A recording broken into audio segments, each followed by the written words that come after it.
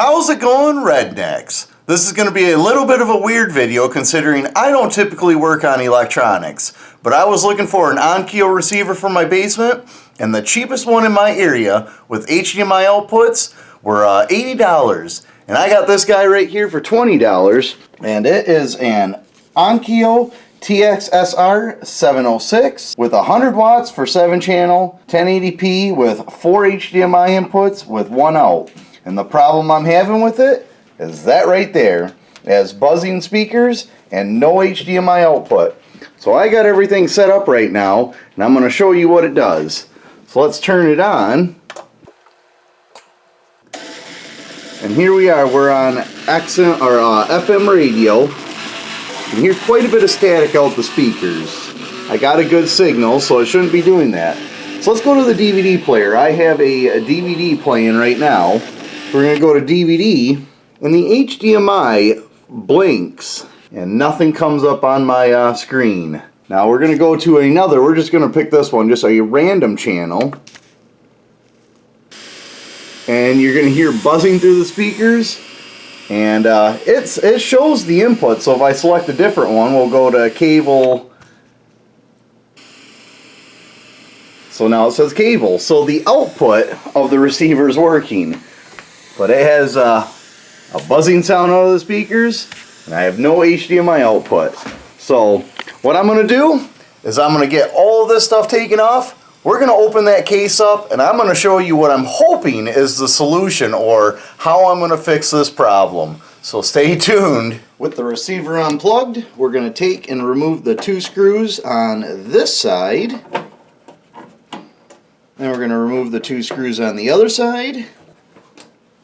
Then we're going to remove these 2 screws across the top of the case.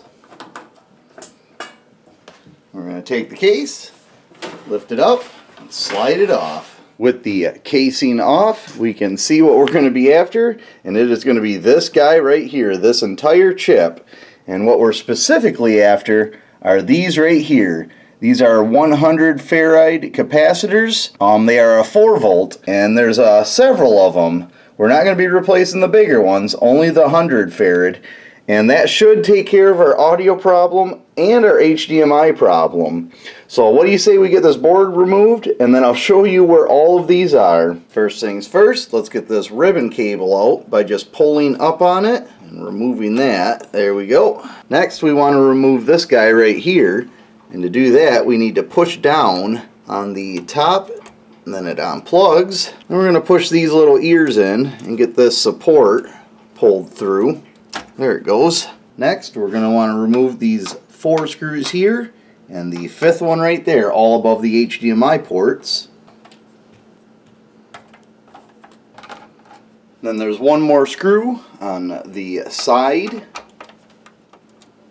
And with all of that removed, now we need to try and get it from the grips of this other chip. There's prongs that go in this way, so we need to try and slide the chip that way and get it to release. Oh, there we go. And that is our chip removed. That's our bottom side right there. And the ones we're after, I guess what I'll do is I'll highlight all of them here. Let me get a highlighter, mark all of these, and then we can get to desoldering them all. Alright, so here's the face of the chip, or the top that was facing us when it was inside the receiver. And right here, here, and here are the 4 capacitors on top we're going to be replacing.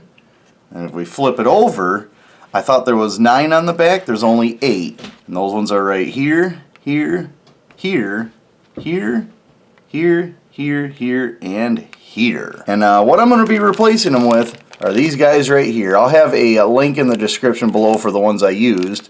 But these are 100 farad 10 volt, so you can get bigger in voltage, but they get bigger in size as well, but they're going to be a little bit better and more resistant to failure. So what do you say we try to take this guy off right here, and we'll see if we can solder one of these new ones on. So here goes nothing. The video I watched said to just grab it with a pair of pliers and twist it back and forth. What you're trying to do is fatigue the tabs on it, because these are soldered in an oven, so there's no way to get to the connectors.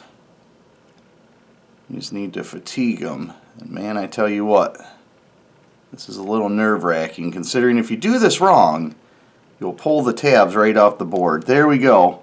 So it looks like the tab stayed on, and that is our that's our capacitor right there. Step 1 complete. Alright, this is going to be no joy because I'm going to have my camera pretty much in my way to show you what I'm doing. But this is what I did with my capacitor. As you can see, that's my negative, that's my positive, and I need to line it up on the tabs right here so that the negative is to the back flat side and the positive is to the taper. And here goes nothing. I got my solder gun warmed up. Got that tab in, that one in.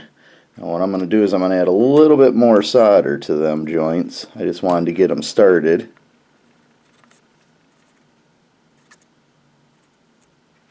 That's good. And there we go.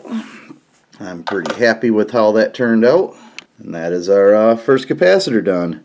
Now we need to move on to that one, and that guy over there. Well, I gotta admit that wasn't terribly difficult, and I'm gonna post the videos down in the description that led me to do this, so hopefully this works, and they go over it a little bit better of why I'm doing this. Yeah, I'm gonna suffer through the rest of them. I believe, there's 11 more of them, so I guess enjoy whatever music I have here, and hopefully everything goes good. If anything goes wrong, I will make sure to include you guys in on it. But other than that, I think we're gonna have a quick video here going over, redoing all these, and then we'll get to install this and see if it works.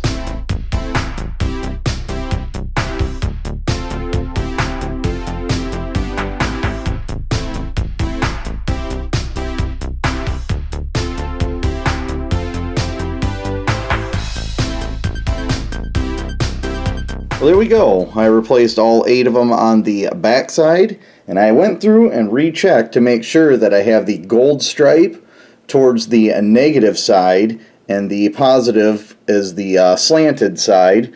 So all them ones are done. Flip it over, and I got the other 4 done. And once again, made sure negative to negative, positive to positive. And here's all my old ones. I will say it got easier as I did them. And not only that, hopefully you guys won't have a camera in your way. So what do you say we get this board installed and we see if it works?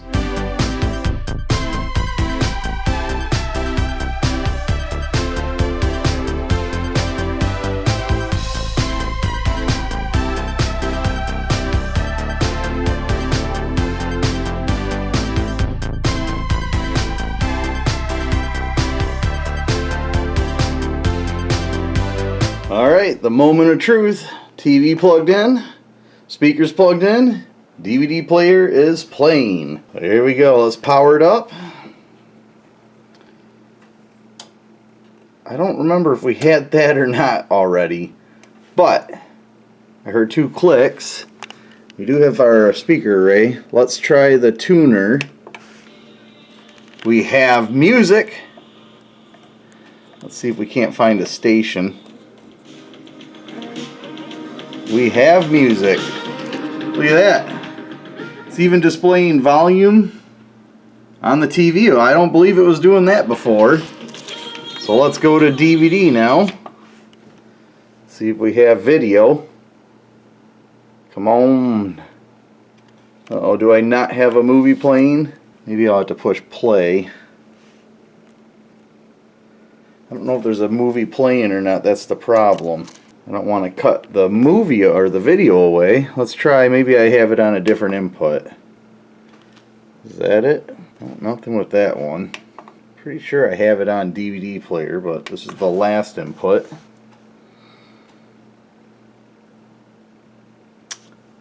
I'm the only one who knows. Oh, I was wrong.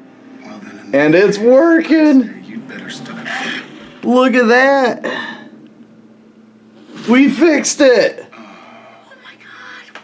Oh, I'm gonna move the volume. Does the volume? Do it on purpose. Yep. Like a ton of pollen. Oh, that's awesome. Yes!